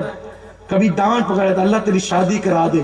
اجمیر شریف جاتے ہیں تو لوگ شادی کے بعد بھی، چونکہ فقیر کو پتا تو ہوتا نہیں ہے، تو کہتا اللہ تیری شادی کرا دے. مڑ کے کہتے ہیں دعا دے رہا ہے کہ بد دعا دے رہا ہے. لیکن اس کو تو چونکہ مانگنا بھیک ہے نا، اس کو تو مانگنا بھیک ہے، تو وہ مانگتے ہی رہتا ہے. کچھ لوگ دوڑتے ہوئے آتے ہیں، تو کوئی کنجوس سے کنجوس بھی سوچتا ہے یار چلو ابھی دے دو، تو نکال کر دیتا ہی ہے. آپ ایک نارمل فقیر کو نہیں دیا آپ نے، لیکن جو ڈھیٹ فقیر تھا اس کو دیا آپ نے. اور ڈھیٹ فقیر تو جیسے کنجوس سے جب لے سکتا ہے، ڈھیٹ فقیر مانگنے پہ جب اڑ جائے تو اپنے جیسا کنجوس بھی دے دیتا ہے. اگر بندہ اڑ جائے تو پھر خدا کیوں نہیں دیتا؟ بندہ اڑ جائے تو پھر اولیاء کیوں نہیں دیتے؟ لیکن کوئی اڑنا تو سیکھے، وہاں کوئی ناز بندگی تو سیکھے. آپ نے فرمایا کہ تیری قسمت میں نہیں ہے. اس عورت نے کہا میری قسمت میں ہوتی تو پھر آپ کے پاس کیوں آتی؟ اگر میری تقدیر میں ہوتا تو آپ کے پاس آنا کیوں تھا؟ آئی اس لیے کہ میری تقدیر میں نہیں ہے، اس لیے آپ کے پاس آئی ہوں. ادھر سے غلامی کا انداز بولا، ادھر سے غوث پاک نے کہا دے نا مولا اس کو ایک. ارشاد ہوا اس کی تقدیر میں نہیں ہے نا عبد القادر کا، آپ دو دے. کہا ایک نہیں ہے تو دو کی بات کرتا ہے، کہا تین دے. ایک نہیں ہے تو تین کی بات کرتا ہے، کہا چار دے. یہ کوئی کہانی قصہ نہیں ہے، یہ آقاؤں کی شان ہے. اس طرح کہتے کہتے 11 پہ پہنچے، اور جب آواز آئی کہ ایک نہیں تو 11 کی بات کرتا ہے عبد القادر، تو کہا کہ جب دینا نہ تھا تو اپنا محبوب کیوں بنایا؟ محبوب بنا کے مخلوق کے سامنے رسوا کرتا ہے، یہ تیری شان تو نہیں ہے نا. ارشاد ہوا عبد القادر جا عطا کیا، جا عطا کیا. حضور غوث العظم دستگیر، بس اپنی گفتگو سمیٹ لوں. حضور غوث العظم دستگیر، جو کرامتیں آپ کی ہیں وہ کرامتیں کسی ولی کی نہیں ہیں. ابن تیمیہ خود لکھتا ہے، ابن تیمیہ نے لکھا ہے غوث پاک کی کرامتیں حد تواتر کو پہنچی ہوئی ہے اور لوگ اس کا انکار نہیں کر سکتے. ایسی کرامتیں کہ تصور نہیں کیا جا سکتا. ایک مرتبہ آپ ایک بستی میں گئے، دیکھا کہ ہوٹل ہے، ہوٹل پر ابلے ہوئے انڈے بک رہے ہیں، ہوٹل پر ابلے ہوئے انڈے بک رہے ہیں. غوث پاک بیٹھے اور بیٹھنے کے بعد سوچا کہ اگر یہ انڈے ابلے ہوئے نہیں ہوتے تو اس سے چوزے کتنے خوبصورت نکلتے ہیں. جب انڈے اتنے خوبصورت ہیں تو چوزے کتنے خوبصورت نکلیں گے. مرغی کے بچے، چوزا اس کو کہتے ہیں، کتنا خوبصورت. تو بس اتنا کہنا تھا کہ ابلے ہوئے انڈوں سے چوزے نکلنے لگے. یہ غوث العظم دستگیر کی شان ہے، میرے غوث کا مقام ہے. اور ایک مرتبہ آپ دریا پر گئے، دیکھا دریا کی سیر کر رہے ہیں، ایک بڑھیا جو ہے وہ مٹکی لے کر کے آئی اور اپنی ٹھلیاں رکھ کر کے دوپٹے سے آنسو پوچھنے لگی. یہ جو اللہ والے ہوتے ہیں نا، یہ سب کچھ دیکھ سکتے ہیں لیکن کسی کا غم نہیں دیکھ سکتے. تو غوث پاک نے خادم سے کہا اس سے پوچھ وہ کیوں روتی ہے، رونا اس کا کیوں ہے. اسی لیے ولیوں کے یہاں جا کے رویا کرو. ان لوگوں کو رونا دیکھا نہیں جاتا. جتنا گڑ گڑاؤ گے نا روتے، اتنی جلدی بگڑی بنے گی. کیوں؟ ارے جب تک کہ بچہ نہ روئے ماں دودھ نہیں پلاتی، تو وہاں جا کے رو گے نہیں تو توجہ کیسے ہوگی. لیکن وہاں جاتے ہیں، ولیوں کے آستانوں پہ جاتے ہیں، نکالا موبائل، سیلفی شروع. ہنسنے کی بات نہیں، بڑی تکلیف کی بات. تو سمجھتا کیا ہے؟ غریب نواز کے آستانے میں تو سیلفی لے رہا ہے. ٹھیک ہے، اگر آپ یادگار اپنے سفر کو بنانا چاہتے تو بات الگ ہے، لیکن آپ ہر جگہ کو پکنک پوائنٹ سمجھتے. کتنے ادب کی بات ہونی چاہیے. حضور غوث العظم کے روزے پہ گیا، میں نے دیکھا وہاں لوگ سیلفی لے رہے. کہا یا اللہ، یہ غوث الثقلین کا روزہ، جن انس کا بادشاہ. حیرت، مجھے تو تکلیف اس بات کی تھی کہ میں غوث پاک کے روزے میں جب گیا تو میری تسبیح نکالنے کی مجھے ہمت نہیں ہوئی کہ میں کس آقا کی بارگاہ میں حاضر ہوں जेब में हाथ डालूं और तस्वीर के सामने निकालूं, अल्लाह जानता है मेरी ये भी हिम्मत नहीं हुई। और मैं जितनी देर तक खड़ा रहा ये मैं जानता हूं, मुझे एक अजीब सी घबराहट सी हो रही थी कि ये वो बारगाह है जहां विलायत छीन ली जाती है, ये वो बारगाह है जरा सी बेअदबी हो तो कंधों पर सुअर के कदम आ जाते हैं, ये वो बारगाह है जहां से नजर फिर जाए ईमान सल्ब हो जाता है। ये कोई मामूली बारगाह तो नहीं है। आज भी अगर कोई वली बगदाद जाए उस पर लाजिम है वो गौस पाक की बारगाह में हाजिरी लगाए। अगर बिला उज़्र शरई वो गौस पाक की बारगाह में हाजिरी नहीं लगाता तो आज भी गौस पाक उसकी विलायत को छीन लेते। ये शान है गौस पाक की, ये मर्तबा है गौस पाक का। लोग वहां भी सेल्फी ले रहे हैं, यानी तवज्जे मजार की तरफ नहीं है, फोटो की तरफ है। इस तरह मजमे में भी होता है, तकरीर हो रही है, लोग लेके बैठी हैं, जबकि बयान रिकॉर्ड हो रहा है, आपको बाद में मिल सकता है, लेकिन वो लेके बैठी होंगे, सलातो सलाम हो रहा है, वो फोटो लेते ही रहेंगे। हम लोग भी सोचते हैं कि चलो बेचारे जो किसको क्या डांटे किसको क्या कहें, लेकिन हद हो गई। सलातो सलाम में अदब के साथ खड़े रहना चाहिए था, तो वो अदब ही गया। मस्जिदों के अंदर सेल्फी चलने लगी, इमाम जुमा का खुतबा पढ़ रहा होता है, लोग उसके खुतबे की भी तस्वीर लेते। क्या हो गया, कहां है, किस कदर हम नीचे से नीचे गिरते जा रहे। आप बुरा नहीं माने मेरी बात का, मैं नाराज नहीं हो रहा हूं, लेकिन आपको बताऊं, सोचो तो सही, हम बड़े बड़े आस्थानों पर जाकर के सेल्फी लेते जबकि वहां गिड़गिड़ाने की जरूरत है। लोग काबतुल्लाह शरीफ में सेल्फी लेते, रोज़ा रसूल के पास मैंने लोगों को देखा, सुनहरी जालियों के पास, एक हाथ में चप्पल है दूसरे हाथ में मोबाइल है, सलाम की तरफ तवज्जो नहीं है। और सोचो किसकी बारगाह है जहां जिब्रील भी आता है तो परों को समेट करके आता है, जहां ला तरफउ अस्वातकुम फौका सौती नबी का हुक्म अल्लाह की तरफ से है, अपनी आवाजों को ऊंची मत करो। देखा हमने लोगों को जो बड़े अदब की बात करते, उन लोगों को भी देखा कि सुनहरी जालियों के पास खड़े होकर के लोग फोटो निकाल रहे। मैं ये नहीं कहता क्या जायज है क्या जायज है, मैं मुफ्ती नहीं हूं, लेकिन इतना कह रहा हूं कि कम से कम इतना तो शऊर रखो कि आप किसकी बारगाह में खड़े हो, किसकी बारगाह में जा रहे हो। और याद रखना, अल्लाह वालों की बारगाह में अगर बेअदबी हो जाए तो दुनिया भी तबाह हो जाती है और आखिरत भी तबाह हो जाती है। हर जगह सेल्फी लेने की जगह नहीं होती। अल्लाह वालों के यहां जाओ, अदब से जाओ। अरे अदब से उनके यहां कुत्ता भी चला जाए और वफादारी के साथ बैठ जाए तो उसकी झोली में भी जन्नत आ जाती है, जन्नत आ जाती है उसकी झोली में। हमें क्या नहीं मिल सकता। वो लोग कहते हैं वली क्या देते, मैं कहता हूं असहाबे काफ का वाकया पढ़ कुरान में। वली क्या देते हैं, वली की चौखट पे बैठने से कुत्ते को जन्नत मिलती है। अब कुत्ते को जन्नत मिल जाए तो ईमान वालों को क्या नहीं मिल सकता। अब जन्नत से बड़ी भी कोई नेमत है, लेकिन वहां जाके गिड़गिड़ाना होगा, रोना होगा, आहें भरना होगा। तो हजरत गौसुस सकलैन ने उस बुढ़िया से कहा, और अपने खादिम से कहा, बुढ़िया से पूछ वो रोती क्यों है। तो झुंझलाया हुआ इंसान तो कुछ भी जवाब देता है। खादिम गया पूछा कि रोती क्यों है, कहा मेरे रोने से तेरा क्या ताल्लुक है, मैं रोती हूं, तुझे बेचैनी क्यों है। खादिम वापस आए, कहा कि वो बुढ़िया तो टेढ़ा सा जवाब देती है, आप खुद आए।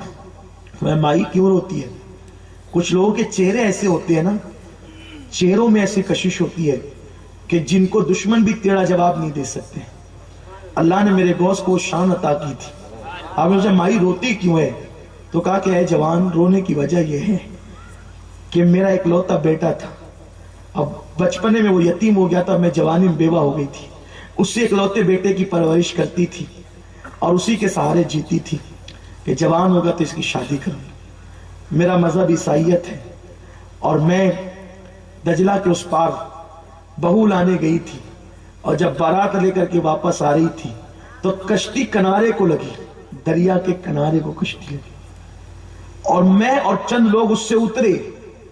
उतरने के बाद और लोग उतरते थे कि एक हवा का झोंका आया और कश्ती फिर दूर हो गई और दूर होते होते होते बीच दरियाए दजला में पहुंची और मेरे बेटे की बारात मेरी आंखों के सामने गर्क हो गई।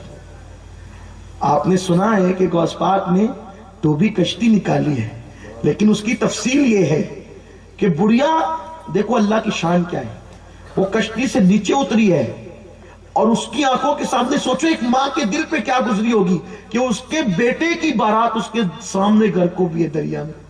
وہ کہتی ہے جب بھی پانی بھرنے آتی وہ منظر یاد آتا ہے. غوث پاک رضی اللہ تعالیٰ عنہ فرماتے ہیں رک ابھی تیرا انتظام ہوگا.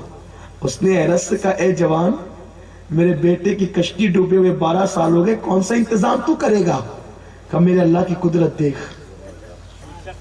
عیسیٰ کو خدا کا بیٹا ماننے والی، مریم کو خدا کی بیوی ماننے والی اور غلط عقیدے رکھنے والی ہم محمدی ہیں. ہمارا ایمان ہے کہ اللہ کا کوئی بیٹا نہیں، اللہ کی کوئی بیوی نہیں.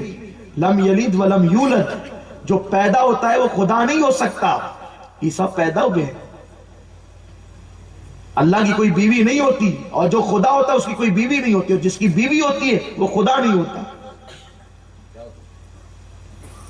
آپ نے اسے سمجھایا، اب فرمایا میرے اللہ کی قدرت دیکھ، اور آپ نے 2 رکعت نماز پڑھی اور نماز پڑھنے کے بعد ہاتھ اٹھایا اس کے اللہ اس کے بیٹے کی بارات کو واپس کر دے. ندائے عبد القادر اس کو 12 سال بیتے ہیں. اس کشتی کے سواروں کو جن مچھلیوں نے کھایا ان مچھلیوں کو لوگوں نے کھایا اور لوگ کھا کر کے اس کو ہضم کر دیے، وہ فضلات بن گئے. فضلات کو زمین کے جانوروں نے کھایا اور زمین کے جانوروں نے جو فضلات کھایا وہ مٹی میں مل گئے.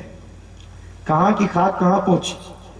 جن کو انسانوں کو مچھلیوں نے کھایا، مچھلیوں کو انسانوں نے کھایا، انسان کھا کر کے جو فضلات خارج کیے ان کو کیڑوں نے کھایا اور کیڑے کو مٹی نے کھا لیا. کہاں گئے انسان؟ سرکار غوث پاک نے کہا مجھے محبوب جو بنایا ہے، مجھے محبوب جو بنایا ہے، میں نے دعویٰ کیا اس کے سامنے میرے اللہ کی شان دیکھ، مجھے رسوا نہ کرنا. ارشاد ہوا عبد القادر یہ کیسے ہو سکتا ہے کہ وہ کہاں سے کہاں پہنچے اور تو کہتا ہے واپس کر دے.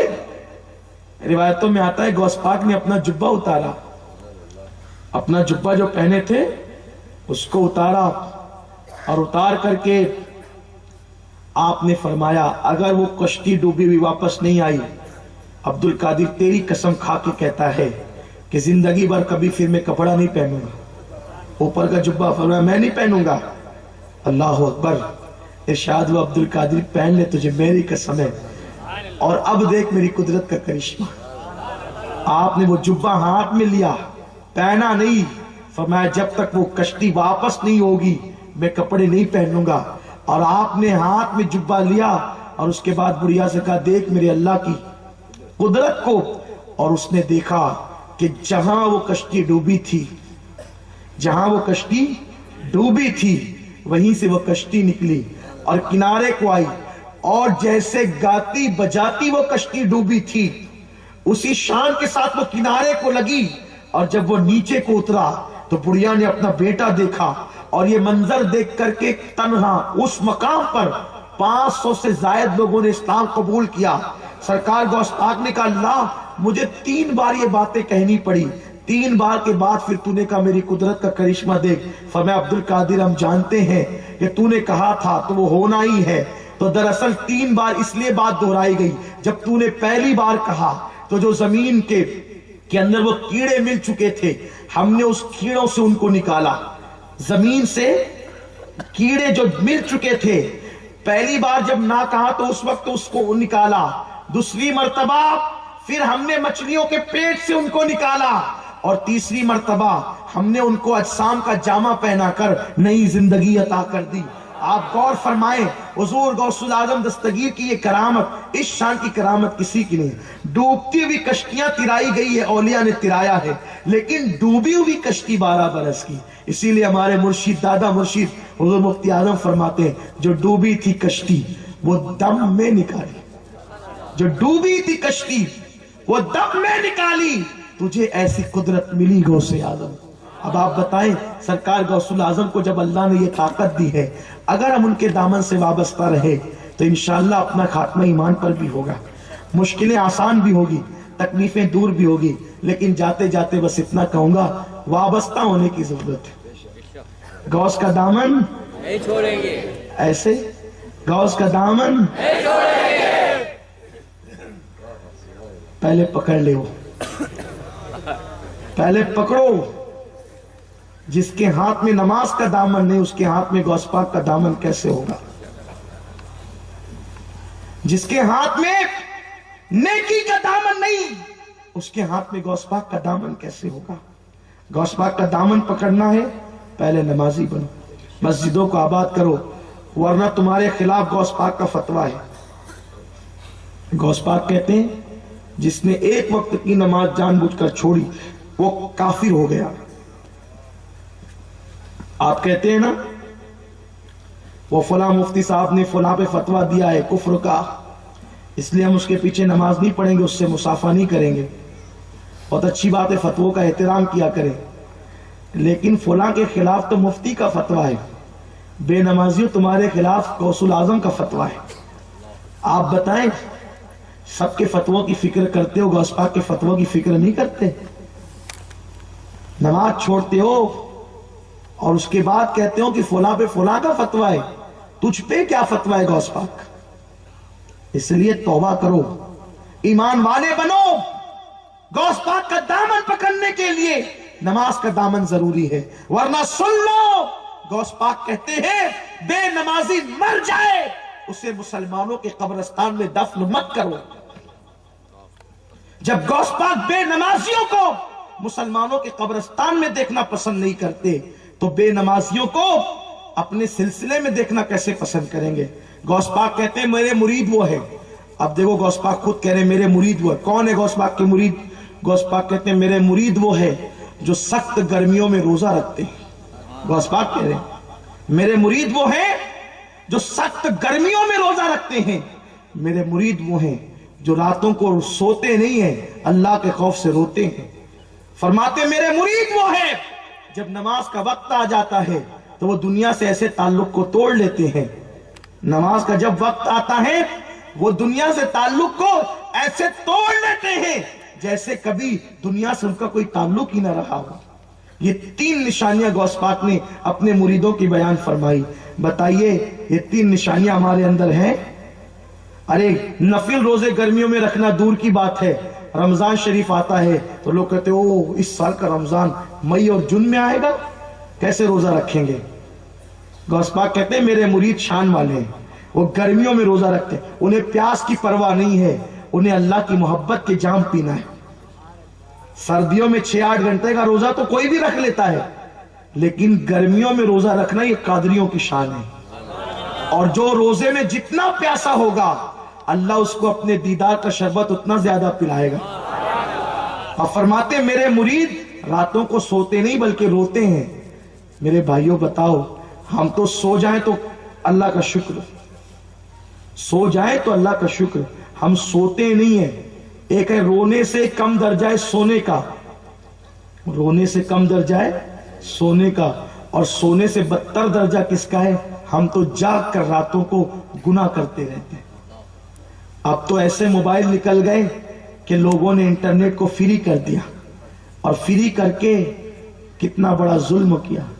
اگر لوگوں نے انٹرنیٹ فری کیا تھا تو مسلمان کیا کرتے؟ اس پہ علماء کے بیانات سننے چاہیے تھا، نعتیں سننا چاہیے تھا، تلاوت سننا چاہیے تھا۔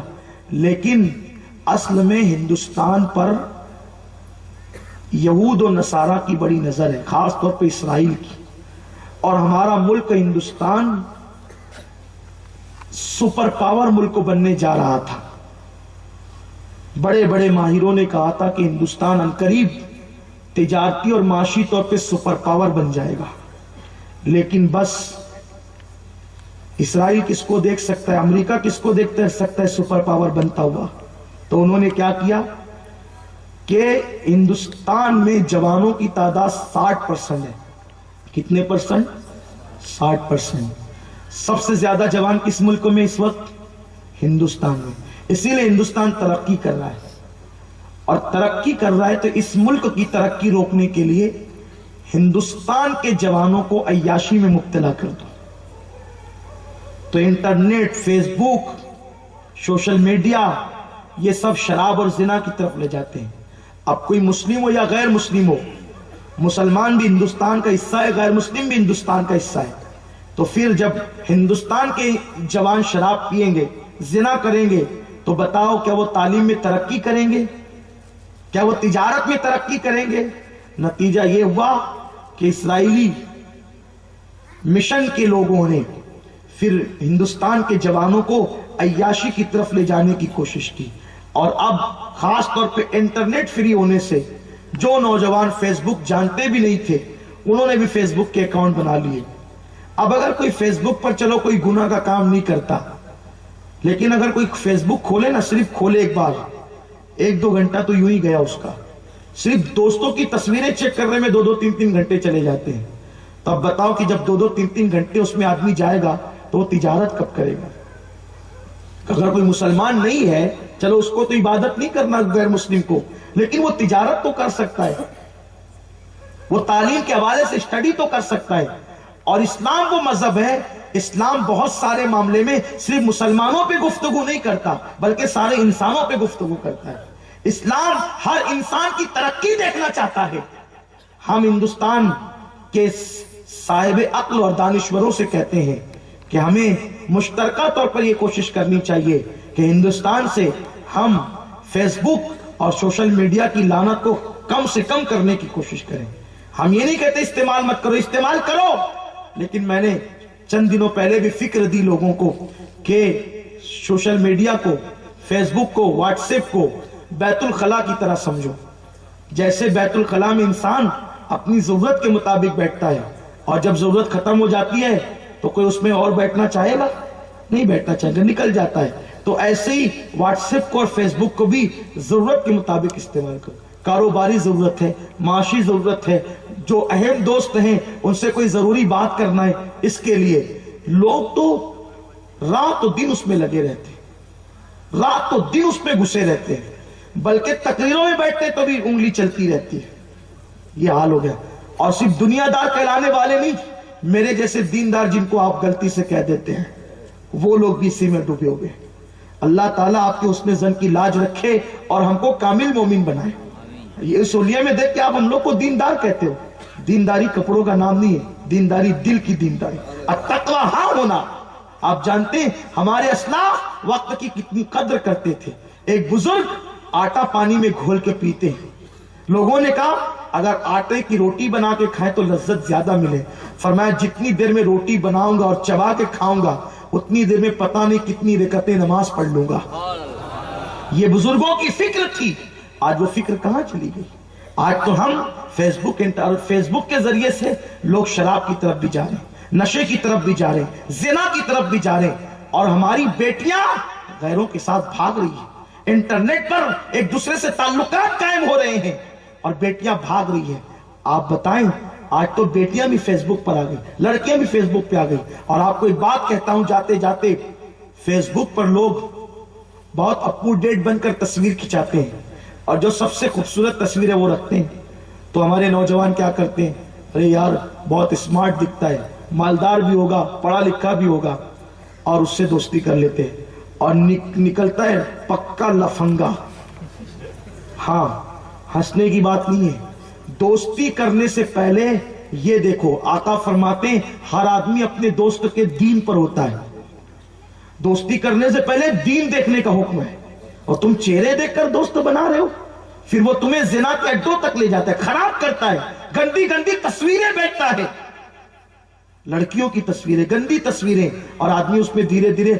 فیس بک ایسا دلدل ہے, آپ اگر اس پہ ایک قدم رکھیں گے تو آپ کے دونوں قدم اس پہ چلے جائیں گے, پھر آپ ٹکنوں تک دھسیں گے, گھٹنوں تک دھسیں گے, اور پھر ایک وقت آئے گا آپ اس میں مکمل ڈوب جائیں گے. یہ بہت خطرناک چیز ہے. اس لیے اگر اس کو استعمال کرو تو ضرورت کے مطابق. میں یہ نہیں کہتا مت کرو, ہم کسی دیوار سے سر ٹکرانے کی بات نہیں کرتے, مجھے معلوم ہے تم نہیں مانو گے, لیکن میں یہ نہیں کہتا مت کرو. کرو, اگر کرنا ہے, ضرورت ہے, ضرورت کے مطابق کرو. اور کسی کو اپنا فرینڈ بنانے سے پہلے 50 بار سوچو, کہیں یہ تمہیں تباہ تو نہیں کر دے گا. چہرے دیکھ کے دوستی مت کرو, کردار دیکھ کے دوستی کرو, کیریکٹر دیکھ کے دوستی کرو. یہ برے دوست آپ نے دیکھا امریکن ہے, افریقن ہے, سعودی کا ہے, पाकिस्तान का है, बांग्लादेश का है, नहीं, ऐसा मत करो। और आप किसी का चेहरा देख के दोस्ती करें, यार वो तो मुल्क का गद्दार भी तो हो सकता है, वो दहशतगर्द भी तो हो सकता है, वो स्मगलर भी तो हो सकता है। इसलिए हर अजनबी को दोस्त मत बनाओ। हम हिंदुस्तानी हैं और हमें हिंदुस्तान से मोहब्बत है, कितनी, अपनी जान से ज्यादा। क्यों हम हिंदुस्तान से जान से ज्यादा मोहब्बत क्यों करते हैं? क्योंकि इस जमीन में हमारा ख्वाजा सो रहा है, इस जमीन में महबूब इलाही सो रहे हैं, इस जमीन में हजरत बख्तियार काकी सो रहे हैं। अरे यार, कोई छोटा सा गुलिस्ता लगाता है तो वो माली अपने गुलिस्ता से प्यार करता है। हमारे तो बड़े बड़े हीरे इसी जमीन के सीने में सो रहे हैं, तो हमें उनसे कितना प्यार है, उनसे प्यार है। इसलिए मुल्क हिंदुस्तान के जर्रे जर्रे से प्यार है। तो उम्मीद करता हूं कि आप कोई फैसला करने से पहले गौर करें, सोचें। अगर आपने गलती से किसी की तस्वीर देखकर किसी को अपना फ्रेंड बना लिया और वो निकला दहशतगर्द, तो आप तकलीफ में आ सकते हैं, आप मुश्किल में आ सकते हैं। वो निकला गलत कैरेक्टर का, तो उसकी वजह से आप पर भी मुसीबत आ सकती है। इसलिए इससे बचो और अपने कदम को एहतियात के साथ बढ़ाओ। अल्लाह ताला मुझे आप सबको तौफीक अता फरमाए। आप लोगों का बहुत बहुत शुक्रिया। इस वीडियो को लाइक करें, चैनल को सब्सक्राइब करें और अपने दोस्तों तक शेयर करें, ताकि मैं और भी अच्छी अच्छी वीडियो ला सकूं आप लोगों तक। अल्लाह हाफिज।